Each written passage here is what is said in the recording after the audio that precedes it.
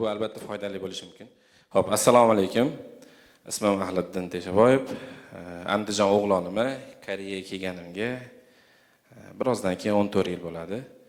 Xo'p, bu sahnaga avvalambor taklif bergani uchun Busa tashkilotiga va hamkorlikdagi Vayu, undan tashqari MFC barcha tashkilot a'zolariga rahmat aytib qolaman. Albatta, bugungi suhbatimiz unumli va kerakli bilimlarni olib ketadigan bo'ladi deb o'ylayman.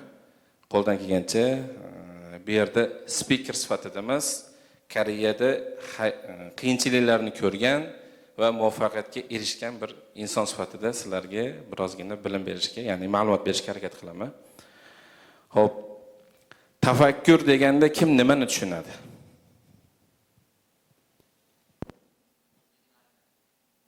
Yana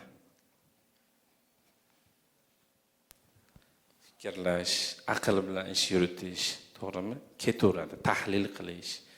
Lekin bilasizlar, har bitta bosilayotgan qadamni biz yengil o'ylab o'tkazib yuboramiz. Tahlil qilmaymiz. Shu ish qay darajada aniqlik bo'ldi yo bo'lmadi, qilishim kerak, qilishim kelmaslik kerak. Aytmoqchi bo'lgan narsam, bugungi kelib o'tirishinglar ham mana shuncha inson vaqt ajratib kelishligi, hozir kech qolsa-da, hozir yana bir 30-40 ta inson kelishligi, har bittamiz vaqt ajratib keldik, bekorga kelmadik. Va bu yerdan nima deydi? O'zimizga eng kerakli bo'lgan hayotimizda maqsadimizga erishishimizga yetuklik, maqsadimizga yetishadigan bilimlarni olib ketishimiz kerak.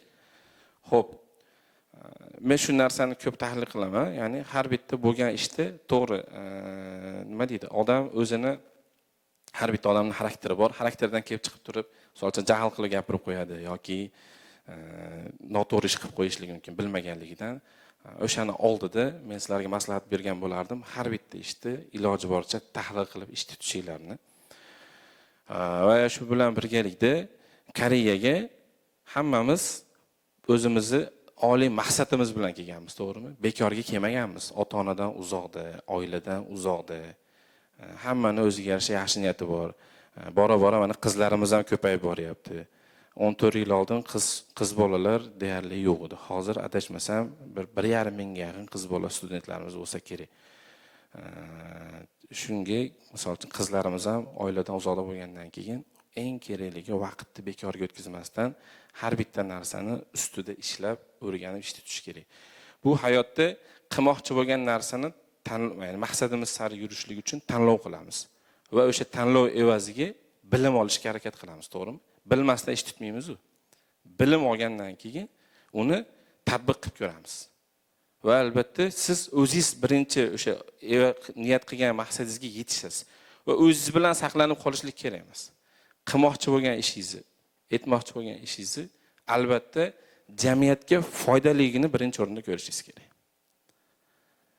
Men bitta o'zimda g'oyalarim ko'p, o'zimga o'zim savol berib javob beradigan narsam. Lekin Koreyada misol uchun mana ko'ramiz, hamma ertalabda deyarli choy ichmasa kerak, to'g'rimi? Deyarli choy ichmaymiz. Albatta vaqtimiz bo'lsa choy ichamiz, bo'lmasa u ham kech qoladi. Ya'ni kechga o'tib ketadi. Ya'ni kuniga bir mahal. Ya'ni 3 mahal choy ichmasak ham sog'lig'imiz ko'taryapti, qila oladigan ishimizni qilyapmiz. Aytmoqchi bo'lgan narsa, o'sha 2-chi, 3-chi mahalni siz nimaga sarflayapsiz? Kerakli narsaga sarflayapsizmi yoki keraksiz narsaga sarflayapsizmi? Maslahat bergan bo'lardim, shunaqangi savollarni o'zingizlarga berishinglarni. Men shuna qilaman. Ahliddin 3 mahal ovqatlanma, 1 mahal ovqatlan, 2-chi, 3-chisini yaxshi joyga bir sarfla yoki xayr sadoqat qil. Shunaqa tarzda o'zimga savollar berish tutaman. Bu biz endi ozgina so'zlarimni yozib kelganman. Koreyaga nima maqsadda kelganmiz? To'g'rimi? Koreyada yashayapmiz. Lekin biz oddiy yashamayapmiz, bu yerda o'syapmiz. Bu aytganimda hamma maqsad qilib keladi, orzu havasi bor. Koreyada o'rganadigan narsalarimiz juda ham ko'p. Bilim olamiz, tizim o'rganamiz va shu narsani O'zbekistonga olib borib O'zbekistonda tatbiq qilishda biz o'rtadagi ko'prikmiz. Bu kariyada qolib ketish kerak emas. Ko'pchilik kariyada qolaman yoki qanchadir muddat bo'laman deb misol uchun niyat qilishligi mumkin yoki maqsadiga yetadigan ishini qilishligi mumkin. Lekin men iltimos qilardim sizlarga hozirgi yashayotganinglarni O'zbekistonga olib borib tatbiq qilishinglar kerak. Bekorga vaqt o'tkazmayapsizlar bu yerda. Yashayapmiz, lekin o'syapmiz. Umr o'tyapti. To'g'rimi? Oiladan uzoqda. Ota-ona sog'inch. Shularning o'rnini bosa oladigan nimalarni olib keta olyapsizlar? Ertaga O'zbekistonga qaytganda nima olib keldim Koreyadan 5 yil, 10 yil yurib degan savolni beryapsizlarmi o'zingizlarga? Bu yerda qancha bo'lgan ekaninglarga bilmayman. Keyin men 14 yil bo'lgan bo'lsa ham hozir shu savolni o'zimga beraman. Ya'ni meni oliy maqsadim bor, o'sha maqsadimga yetishim kerak va lekin hozirgacha nima qildim? To'g'ri, biz o'zbeklarda bitta narsa bor, o'zimizni nima deydi? Qilayotgan ishimiz bilan xotirjam qilib olamiz. Mashina oldimmi, uy soldimmi? To'g'rimi? Ota-onamni orzu-havasini yetkazdim, ya'ni sayohatga jo'natdim yoki boshqa joyga jo'natdim. Bu narsalar birlamchi orzu-havaslar hisoblanadi. Qolib ketadi hamma narsa. Lekin eng asosiy vazifa jamiyatga nima foyda keltirdim? Birlashtira oldimmi? O'zbekistonda yonimdagi qo'shnimga, o'sha rayondagi yashayotgan insonlarga foydali ish keltira oldimmi degan savolni berib ko'rganmizlar o'zingizlarga. Men hozirgacha shu savolni beraman. To'g'ri, alhamdulillah, oxirgi 3 yil mobaynida savol berishlar mumkin menga. Nimaga o'zingiz haligacha ketmagansiz? Men bitta narsani aytaman. Kelganimga 14 yil bo'lishiga qaramasdan, oxirgi 3 yil, 22-yilda bu yog'ida O'zbekistonga 4-5 marta borib kelaman. Ungacha bo'lgan vaqtda to'g'ri oraliq vaqt bo'lgan, boshqa bo'lgan, lekin oxirgi mana 3 yilgacha 4-5 marta borib kelaman. Sababi men o'sha oyog'imni bittasini O'zbekistonga qo'yganman. O'zbekistonda qiladigan ishlarim bor. Borsam 15 kun, 2 hafta yo 10 kun nariga boraman, qilaman, ishimni qilaman, kelaman. Kelaman, bu yoqda yana ishimni qilaman. Ya'ni vaqtni bekor o'tkazmaslikka. Va meni birinchi o'rindagi hozirgi hayotdagi tanlovim oliy maqsadimga yetishlik uchun faqat ish qilish. Kerak bo'lsa uxlamayman, kerak bo'lsa ovqatlanmayman bu aytganda. Vaqtni bekor o'tkazmasligini maslahat beraman. Hop. Yana vaqtimiz qanaqa o'zi? Vaqt bemalol. Gapiramiz, gapimiz ko'p. Xo'p, hozir bitta telefonga qarab olay. Qizishyapman.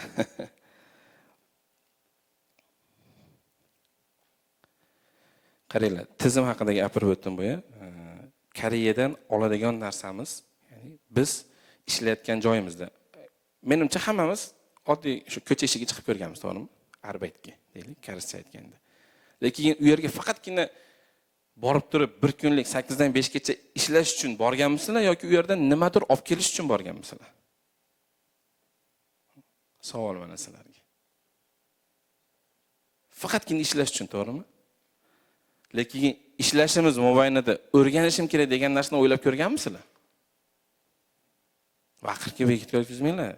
Vaqtinglarni bekorga sotmanglar. To'g'ri, kuniga 100 ming, 150 ming pul toparsiz, lekin bu o'tib ketadigan narsa.